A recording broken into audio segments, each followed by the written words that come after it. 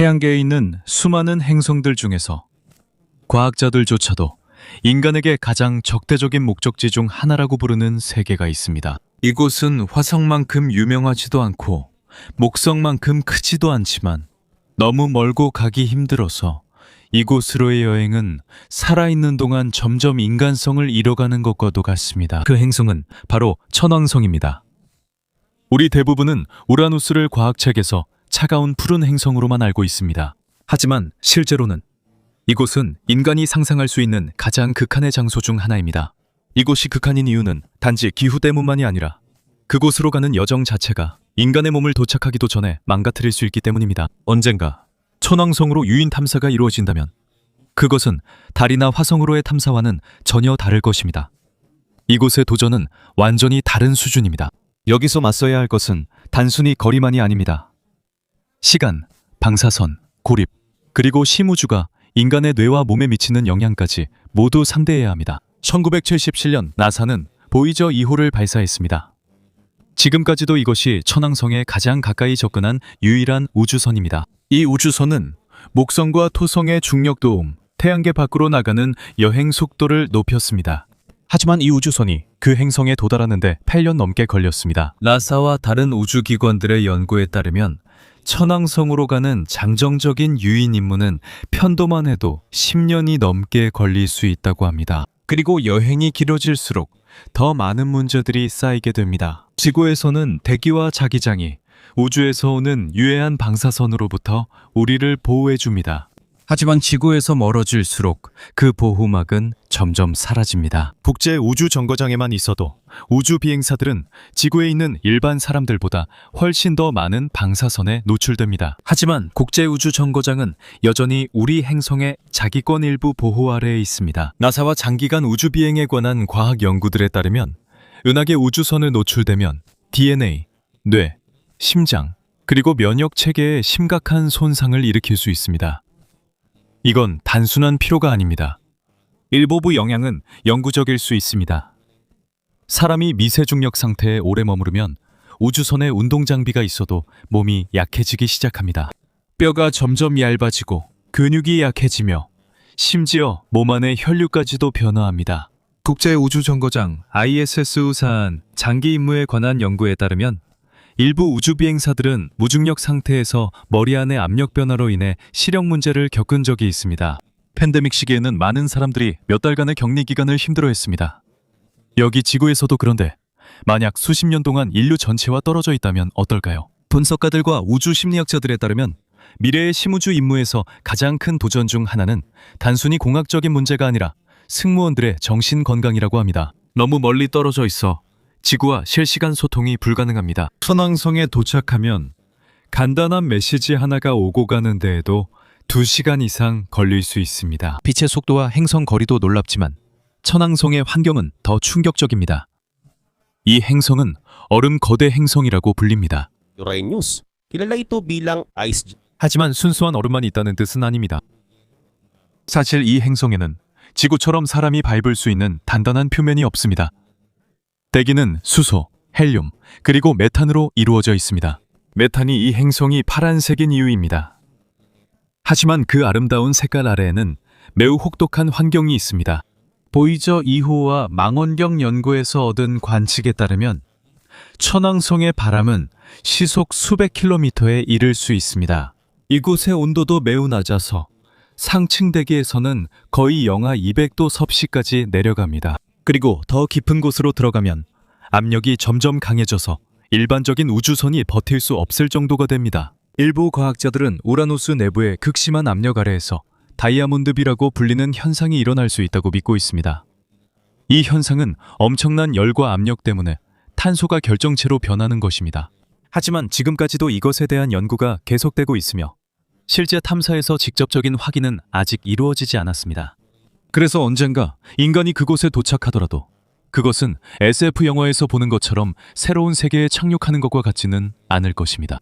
더 가능성 높은 것은 이것이 궤도 임무로 우주선이 행성 주위를 돌며 멀리서 연구하는 방식일 것이라는 점입니다. 현재 기술로는 천왕성으로 가는 임무는 지금으로서는 어렵습니다. 엄청난 예산과 수십 년에 걸친 준비, 그리고 승무원들은 매우 큰 위험을 감수해야 합니다.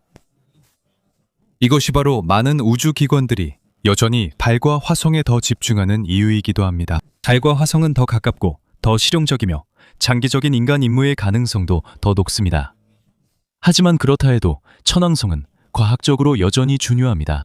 행성 과학자들에 따르면 얼음 거대 행성들을 연구하는 것은 태양계가 어떻게 형성되었는지 이해하는 데 큰 열쇠가 됩니다. 다른 항성계의 많은 외계 행성들도 천왕성과 해왕성과 비슷합니다. 그래서 우리가 이 행성들을 더 잘 이해할수록 우주에 있는 다른 가능성 있는 세계들도 더 잘 이해할 수 있습니다. 현재로서는 천왕성으로 가는 구체적인 유인 임무는 없습니다. 하지만 앞으로 몇십 년 안에 보낼 수 있는 미래 로봇 임무에 대한 제안들이 있습니다. 아마도 그것이 지금으로서는 가장 합리적인 단계일 것입니다.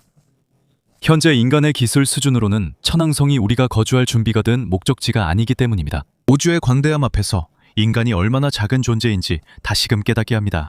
그리고 우리가 진정으로 우주를 정복할 수 있다고 말하기까지 얼마나 더 멀리 나아가야 하는지도 보여줍니다. 인간이 심우주에서 오래 머무를수록 그의 신체 구조 자체가 서서히 변하게 됩니다. 그리고 가장 먼저 영향을 받는 것은 뇌나 심장이 아니라 뼈입니다. 여기 지구에서는 우리가 거의 인식하지 못하는 것이 하나 있습니다. 바로 중력입니다.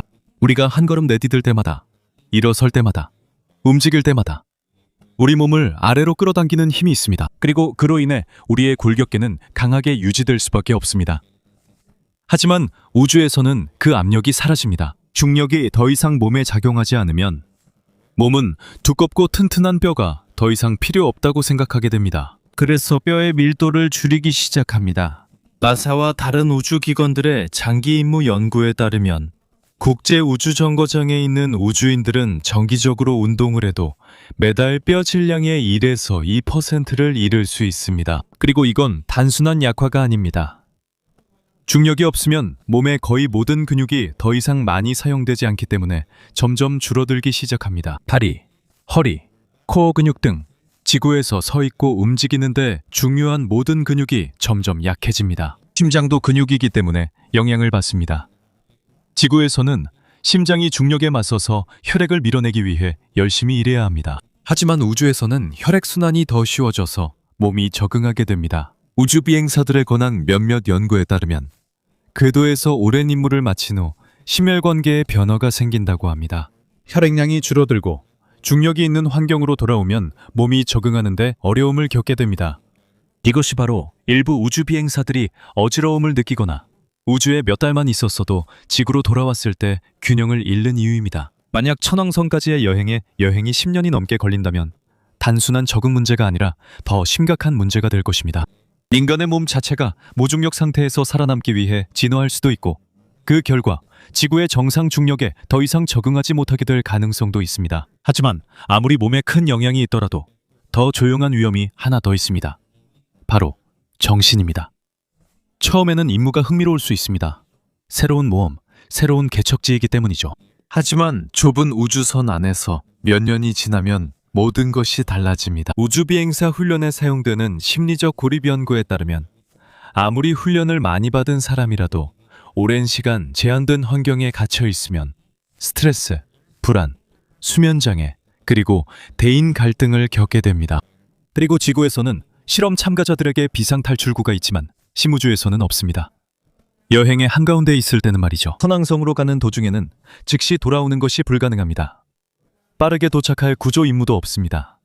통신 지연 때문에 상황은 더 악화됩니다. 천왕성이 지구에서 너무 멀리 떨어져 있기 때문에 간단한 라디오 메시지조차도 도착하는데 2시간 이상 걸릴 수 있습니다. 즉, 미션 컨트롤과의 평범한 대화조차도 5시간이 넘는 지연이 발생한다는 뜻입니다. 그리고 마침내 10년이 넘는 긴 여행 끝에 도착하더라도 기다리고 있는 것은 보상이 아니라 인간이 거의 갈 수 없는 행성입니다. 지구나 화성처럼 천왕성에는 사람이 설 수 있는 단단한 표면이 없습니다.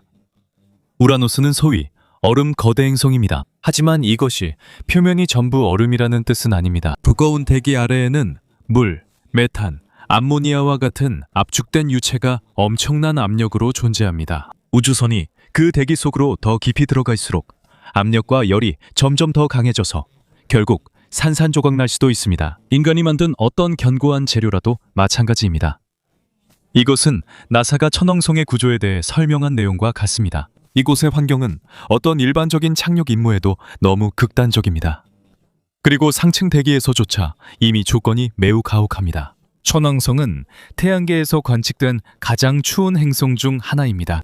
이 행성의 구름 꼭대기 온도는 거의 영하 224도까지 내려갈 수 있습니다. 해왕성이 태양에서 더 멀지만 천왕성은 일부 지역에서 해왕성보다 더 춥습니다. 이런 온도에서는 노출된 인간 조직이 몇 초 만에 얼어붙을 수 있습니다. 이 행성의 대기는 거의 수소와 헬륨으로 이루어져 있습니다. 메탄과 수소, 황화물 같은 다른 화합물의 흔적도 포함되어 있습니다. 수소 황화물은 지구에서 썩은 달걀 냄새와 관련된 기체입니다. 하지만 천왕성에서는 냄새가 주요 문제가 아닙니다. 사람이 숨 쉴 수 있는 산소가 없습니다. 그리고 무엇보다도 바람이 있습니다. 보이저 2호에서 찍은 사진에서는 천왕성이 조용하고 평온해 보입니다. 하지만 대기 관측에 따르면 이 행성에는 시속 수백 킬로미터에 달하는 매우 강한 바람이 불고 있습니다. 즉, 멀리서 보면 평화로워 보여도 이곳은 극심한 추위, 압력, 독성가스, 그리고 지구의 어떤 자연재해와도 비교할 수 없는 폭풍이 있는 세계입니다. 천왕성에 대해 한 가지 분명한 사실이 있다면 바로 이것입니다. 겉모습에 속지 마세요. 망원경과 보이저 2호가 찍은 사진에서는 조용해 보이지만 거의 움직임이 없는 차가운 푸른색 구체처럼 보입니다. 하지만 그 고요함 뒤에는 거의 모든 인류의 기술을 파괴할 수 있는 격렬한 대기가 숨겨져 있습니다. 과학자들에 따르면 수십억 년 전 이 행성은 지구만큼 거대한 물체와 충돌했을 가능성이 있다고 합니다. 그 충돌이 바로 그 원인으로 여겨집니다. 그로 인해 행성의 방향이 기울어졌고 이 때문에 천왕성의 계절은 매우 독특하게 되었습니다. 그곳에서의 1년은 지구의 84년에 해당합니다. 즉, 태양 주위를 도는 궤도가 매우 느리다는 뜻입니다. 심한 기울기 때문에 행성의 한 극이 40년이 넘는 기간 동안 태양을 직접 바라보는 시기가 있습니다. 밤이 없고 해질녘도 없습니다. 빛이 계속해서 비추는 것이죠. 그 후 행성은 천천히 회전하여 반대쪽이 태양을 향하게 됩니다. 그리고 그때부터 수십 년간의 어둠이 시작됩니다. 만약 천왕성의 한 지역에서 극심한 어둠의 시기에 생명이 태어났다면 그 생명체는 햇빛을 한 번도 보지 못한 채 나이를 먹을 수도 있습니다. 지구에서는 자기장이 잘 형성되어 있고 비교적 안정적입니다. 이 자기장이 태양에서 오는 해로운 하전 입자로부터 우리를 보호해줍니다. 천왕성에서는 상황이 훨씬 더 혼란스럽습니다. 보이저 2호의 데이터에 따르면 우라노스의 자기장은 행성의 자전과 정렬되어 있지 않습니다. 자기장이 크게 기울어져 있고 그 근원도 행성의 정확한 중심에 있지 않습니다. 그리고 보이저 데이터에 대한 몇몇 최신 분석에 따르면 1986년에 우주선이 지나갔을 때는 평소와 다른 태양풍 조건이 우연히 겹쳤을 가능성이 있습니다. 이 말은 과학자들이 천왕성의 실제 상태에 대해 아직 완전히 이해하지 못한 부분이 많다는 뜻입니다. 그 위성들조차도 안전하지 않습니다. 천왕성에는 티타니아와 오베론을 포함해 27개의 알려진 위성이 있습니다. 하지만 이 천체들은 모두 얼음과 암석으로 이루어져 있고 극심한 추위에 놓여 있습니다. 일부 지역에서는 행성 주위의 위치 때문에 어둠이 수십 년 동안 지속되기도 합니다. 숨 쉴 수 있는 대기도 없고 따뜻함도 없습니다. 현재 기술로는 인간이 정착할 만한 뚜렷한 장소도 없습니다. 그리고 여기서 왜 지금까지 단 한 대의 우주선만이 실제로 천왕성에 가까이 접근했는지가 분명해집니다. 1986년 1월 보이저 2호가 그 행성을 지나갔습니다. 그리고 단 몇 시간 만에 소중한 정보를 얻은 뒤 외부 태양계로 계속 나아갔습니다. 지금까지도 그것이 우리가 천왕성에 대해 한 가장 근접한 연구입니다. 하지만 이것이 과학계가 천왕성을 잊었다는 뜻은 아닙니다. 2022년 미국의 행성과학 10년 조사에서 이것을 가장 중요한 미래 임무 중 하나로 간주했습니다. 제안된 천왕성 궤도선과 대기 탐사선입니다. 하지만 그것은 로봇 임무이지 인간을 위한 임무는 아닙니다. 과학자들이 심우주가 인간의 몸에 미치는 영향에 대해 더 많이 알게 될수록 인간의 몸이 견딜 수 있는 한계가 있다는 것이 점점 더 분명해지고 있습니다. 언젠가 인간이 화성까지는 갈 수 있을지도 모릅니다. 아주 먼 미래에는 목성 근처에 더 발전된 기지를 만들 수도 있을 것입니다. 하지만 천왕성은 또 다른 이야기입니다. 단순히 거리 때문만은 아닙니다. 오히려 인간이 먼 우주에 오래 머물수록 우리 종을 형성했던 조건들이 점점 사라지기 때문입니다. 지구의 중력, 대기, 그리고 생명을 보호하는 자기장. 이 모든 것이 인간의 몸이 제대로 작동하는 이유의 일부입니다. 오랜 시간 그것들을 없애면 몸과 마음의 구조가 달라집니다. 아마 이것이 천왕성에서 얻을 가장 중요한 교훈일 것입니다. 우리가 아무리 발전된 문명이더라도 우주에는 여전히 우리를 위해 만들어지지 않은 곳들이 있다는 사실입니다. 이런 세계들은 여전히 조용하고 차갑고 신비로 가득 차 있으며 우주의 어둠 속을 계속해서 돌고 있습니다.